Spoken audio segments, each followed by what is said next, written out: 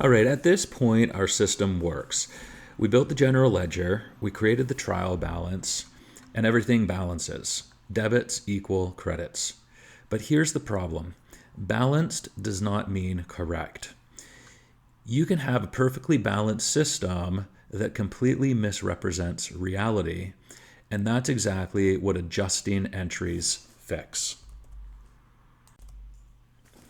Adjusting entries are journal entries we make at the end of a period to bring our system in line with reality. They are not corrections of mistakes, they are corrections of timing.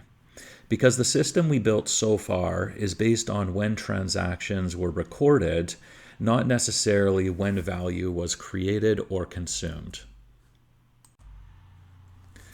The root issue is timing.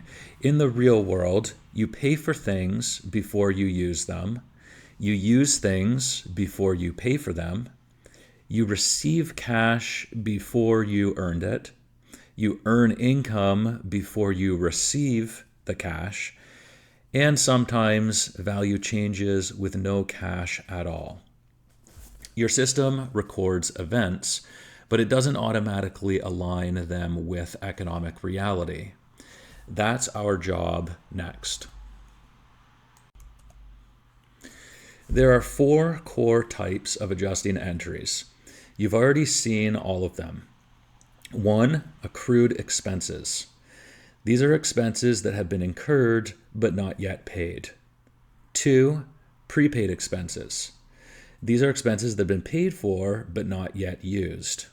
3, deferred or unearned income. This is where you've received cash but you've not yet earned it. And 4, depreciation. This is where value has been consumed and no cash was involved. Up to now, we've treated these as concepts. Now we apply them to the system. So a great example of the adjusting entries is if we look at our journal, we'll see that we made an annual insurance prepaid, and prepaid insurance was essentially the asset that was created, and the cash was credited at that point in time for the payment. That was just for the payment of this asset, but we've not yet shown that we've used some of that during the course of April. So what we want to do, because we don't have a insurance expense set up yet, this will be a really great example of how to go through this process.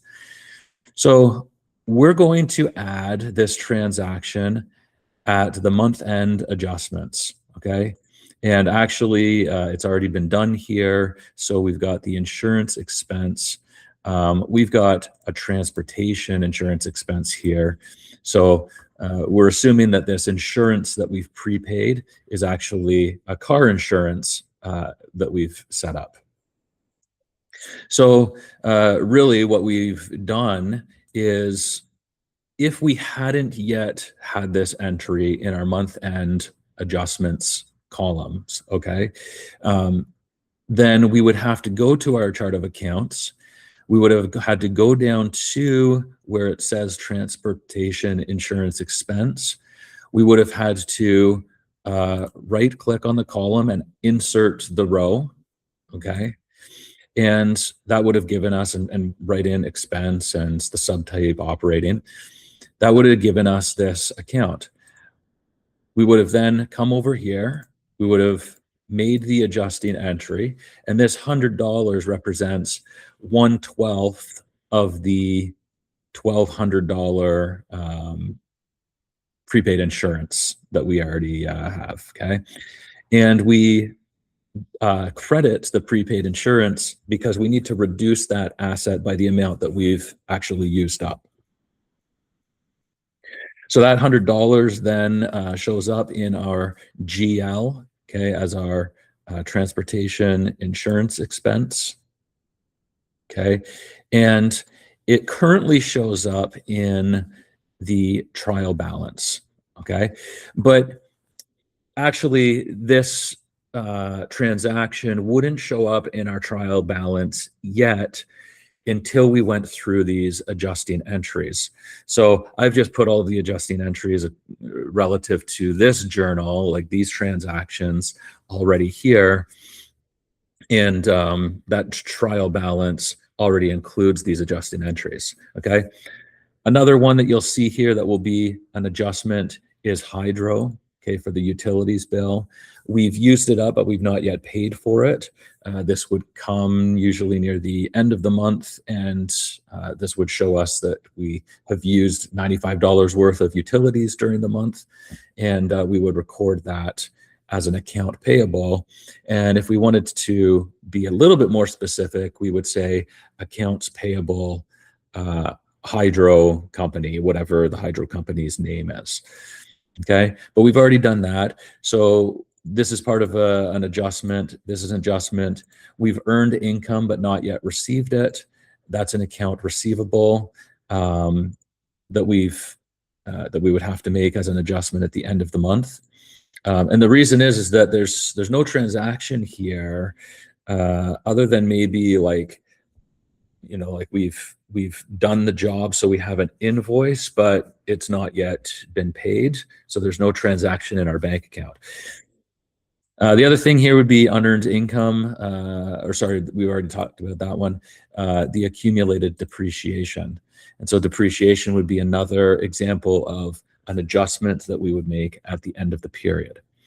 So really and truly, if we wanted to distinguish between non-adjusted trial balance and adjusted trial balance, then we would remove all of these month-end adjustments, okay? And that's what we would have up to the natural gas paid entry. And then the adjustments that we make would fall under this last category, month-end adjustments. And that would then create what's called our adjusted trial balance. So because this has already been integrated in this example, we can actually just change the name, rename this to adjusted. Oh, I want to undo that. Rename. And we'll just say ADJ trial balance, okay? Because the adjustments have already been made. So every adjusting entry does two things. It updates the income statement and the balance sheet or the net worth statement. And it still follows the double entry bookkeeping rules. So the system stays balanced, but it becomes more accurate. After adjusting entries, we rebuild the trial balance. As I showed in the demo, we just name it adjusting trial balance. And here's what's important. It still balances. So our debits still equal our credits, but now the numbers actually mean something. Without adjusting entries, expenses are in the wrong period, income is overstated or understated, and net worth is distorted. With adjusting entries, you move from being mechanically correct to financially accurate. So at this point, we've done two things. We've built a system that works, and we've made it both consistent and accurate. Now we can finally do what all of this was building toward, constructing the income statement. In the next video, we take everything we've built and measure financial performance through the creation of our personal income statement.